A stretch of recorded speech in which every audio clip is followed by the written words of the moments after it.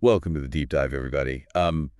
Today we're taking a little trip back in time to 1990 to Wellington, Florida, Oh, yeah. where a seemingly ordinary Saturday morning took a very horrifying turn. Yeah. We're diving deep into the case of Marlene Warren, a woman murdered at her doorstep Right at her doorstep. by a person dressed as a clown. A clown. Yeah, you heard that right. A clown. This case is one that really gripped the nation, Yeah. not just for its bizarre circumstances, but because it remained unsolved for decades. Oh, wow. It wasn't until advancements in DNA technology that investigators were finally able to piece together the puzzle. That's amazing. So we're talking about a case that spanned decades. A love triangle, a killer clown, and a community grappling with the aftermath of a truly shocking crime. It is. It is all of those things. Wow. Okay, so let's start by setting the scene. It's Mhm. May 26, 1990, a sunny day in Wellington.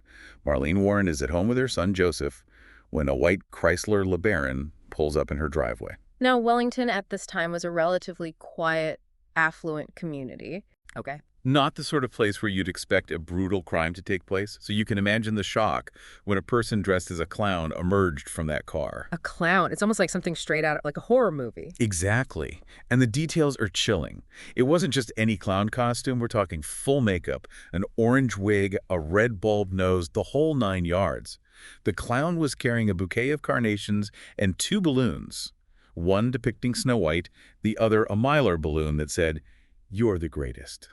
It's such a strange juxtaposition. Like you have this figure of childhood amusement delivering what seems like a cheerful gift, but with something so sinister lurking beneath. Right. It's this stark contrast that makes this case so unsettling. Yeah. Witnesses later said that Marlene actually seemed amused by the clown at first. Really? Oh, yeah.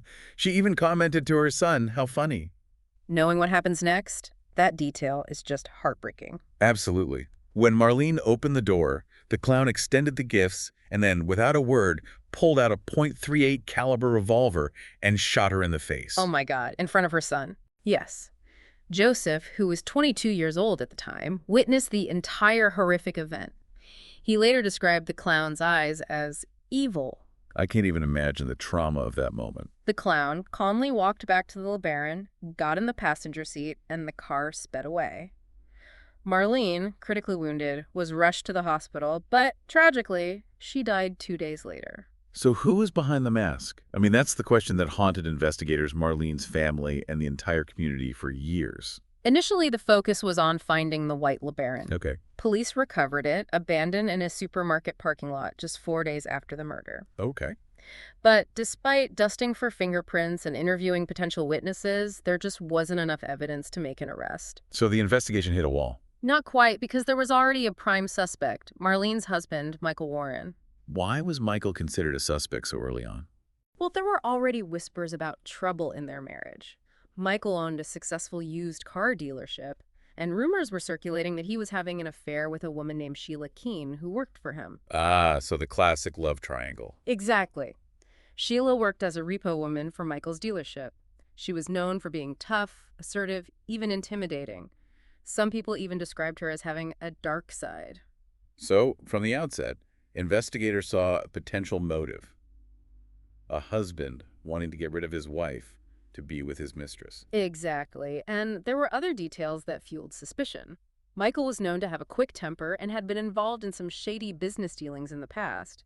However, despite their suspicions, the police didn't have enough concrete evidence to charge Michael or Sheila with the crime. So the case went cold? Not entirely. It simmered on the back burner for years. The whispers never quite dying down. The image of the killer clown lingered in people's minds, a haunting symbol of this unsolved crime. So what happened to Michael and Sheila during those years? Well, they continued to live their lives, their relationship seemingly unaffected by the cloud of suspicion hanging over them. They even got married in 1992, just 2 years after Marlene's murder, and eventually moved to Virginia, where they opened a restaurant together. It's hard to fathom how they could just move on with their lives while Marlene's family was left with, the unanswered questions and the pain of her loss. It speaks to their ability to compartmentalize, or perhaps, as some psychologists suggest, a chilling lack of remorse. Wow.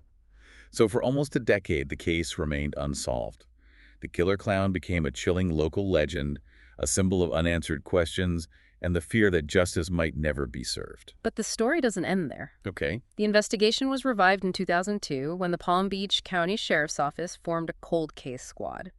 They decided to take a fresh look at the evidence, hoping that advancements in forensic technology might reveal new clues. And that's where the story takes a turn, right? The power of DNA technology enters the picture. Precisely. The cold case team re-examined the evidence meticulously, focusing on a few key items, including the carnations from the clown's bouquet and a strand of orange hair found in the getaway car. The orange hair, presumably from the clown's wig. Exactly. Remember, back in 1990, DNA technology was in its infancy. The hair and fiber analysis was rudimentary compared to what's possible today. But in the early 2000s, DNA testing had advanced significantly, allowing for more precise and conclusive results. So they retested those pieces of evidence. They did. And this is where the case started to break open. In 2014, new DNA testing revealed a link between Sheila Keen-Warren and those seemingly insignificant pieces of evidence. So after all those years, they finally had a lead. Yes, a very strong one. They also discovered that a woman matching Sheila's description had purchased a clown costume from a costume shop just days before the murder. The costume shop owner even identified Sheila from a photo lineup. Wow, talk about a breakthrough. It was a major turning point in the investigation. After years of dead ends, the pieces of the puzzle were finally starting to come together. Armed with this new evidence, the authorities decided to take action. So what happened next? In September 2017, 27 years after Marlene's murder, Sheila Keen-Warren was arrested at her home in Abingdon, Virginia. The news of her arrest sent shockwaves through both Abingdon and Wellington, Florida. Wow. For those who had long suspected Sheila's involvement, it was a sense of validation, proof that justice, although delayed, could still be served. But for Sheila and those who believed in her innocence, it was a devastating blow. A sudden rip in the fabric of the life they had built together. Exactly.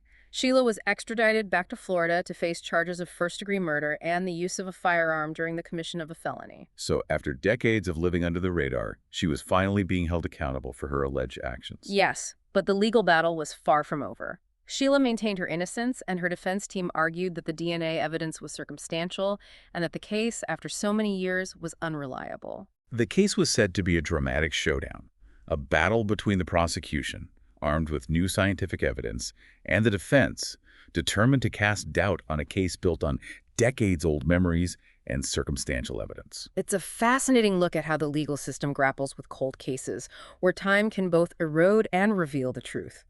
But we'll have to delve into that in part 2 of our deep dive, where we'll explore the legal proceedings, the shocking plea deal, and the controversial aftermath of this decades-long saga. Stay tuned, deep divers, because this story is far from over.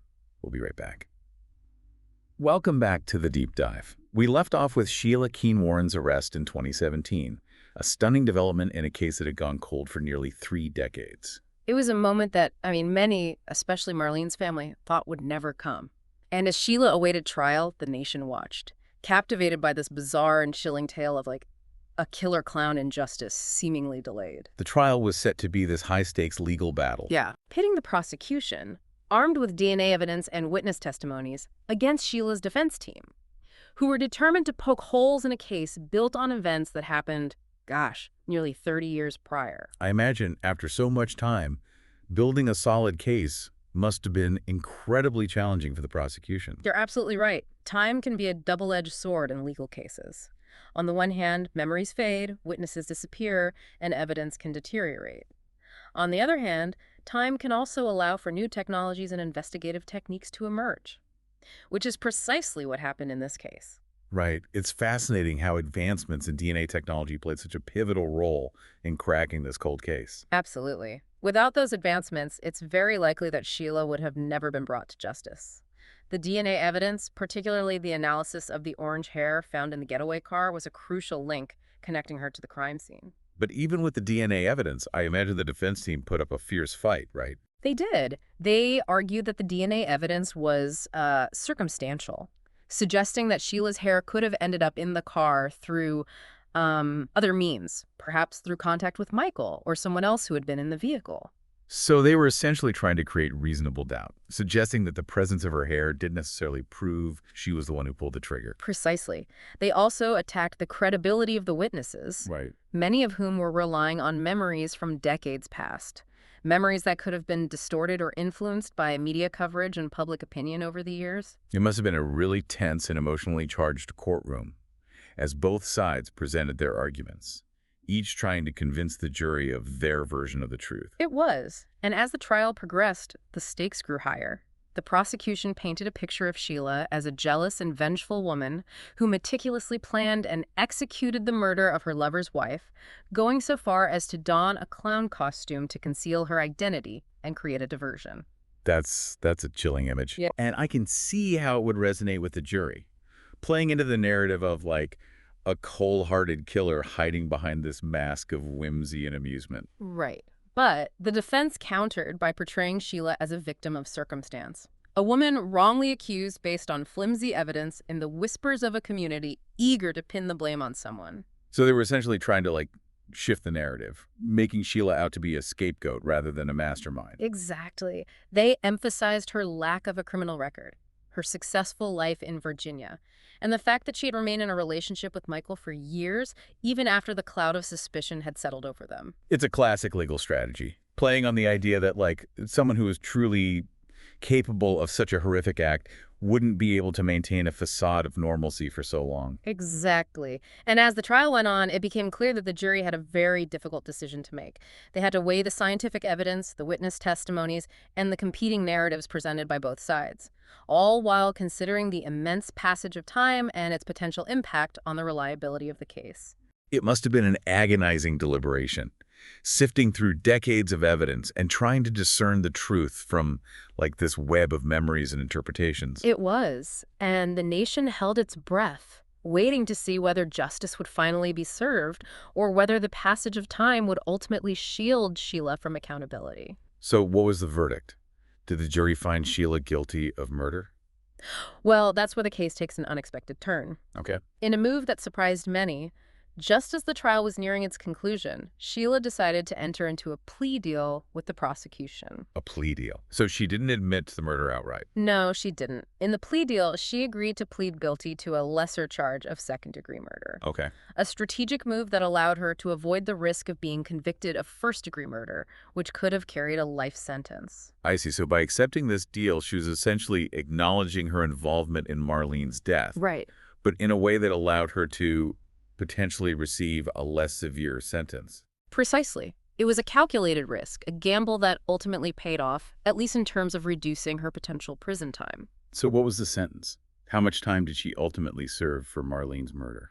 The judge sentenced her to 12 years in prison, which, given the nature of the crime, struck many as a lenient sentence, especially considering that she had evaded justice for so long. I imagine Marlene's family must have been devastated, feeling like true justice hadn't been served. They were. They expressed their outrage and disappointment, arguing that the plea deal and the subsequent sentence felt like a betrayal, a slap on the wrist for a crime that had shattered their lives and left an unfillable void. It's understandable that they would feel that way, that the punishment didn't fit the crime, especially after enduring decades of uncertainty and grief.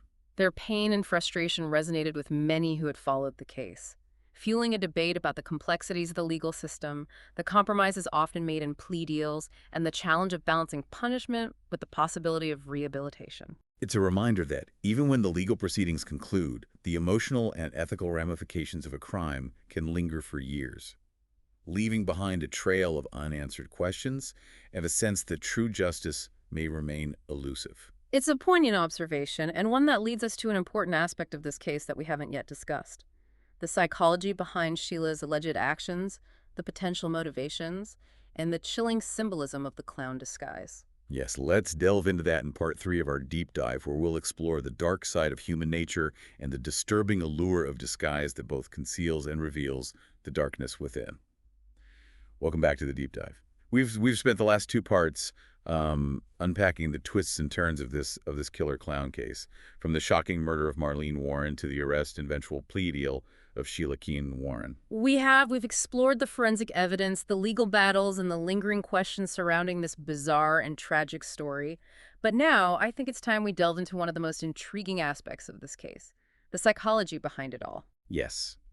The psychology is what really makes this case stand out. I mean, we've seen crimes of passion before, but the use of a clown costume, the seemingly meticulous planning, it all points to a very complex and disturbing psychological profile. Exactly. So let's start by addressing the elephant in the room, the clown. Why choose such a bizarre and unsettling disguise? It's a question that has baffled investigators and armchair detectives for decades. Yeah, it's a detail that's both chilling and perplexing. On the one hand, clowns are associated with, joy, laughter, childhood, innocence, but then on the other hand, there's a long history of clowns being portrayed as like creepy, sinister, even menacing in popular culture. That duality, that unsettling blend of innocence and menace, is precisely what makes the clown such a powerful and disturbing symbol in this case. So what are some of the psychological theories surrounding Sheila's choice of disguise? Well, one theory suggests that the clown costume was a way for Sheila to psychologically distance herself from the crime, to create a barrier between her true self and the act of murder. So by putting on the mask, literally and figuratively, she could compartmentalize the act, separating it from her, everyday persona. Exactly. It's a way of disassociating from the horror of what she was about to do, allowing her to carry out the act without fully confronting the emotional and moral weight of it. It's a chilling thought, the idea that someone could create such a stark separation within themselves. A Jekyll and Hyde duality where one side is capable of unthinkable acts.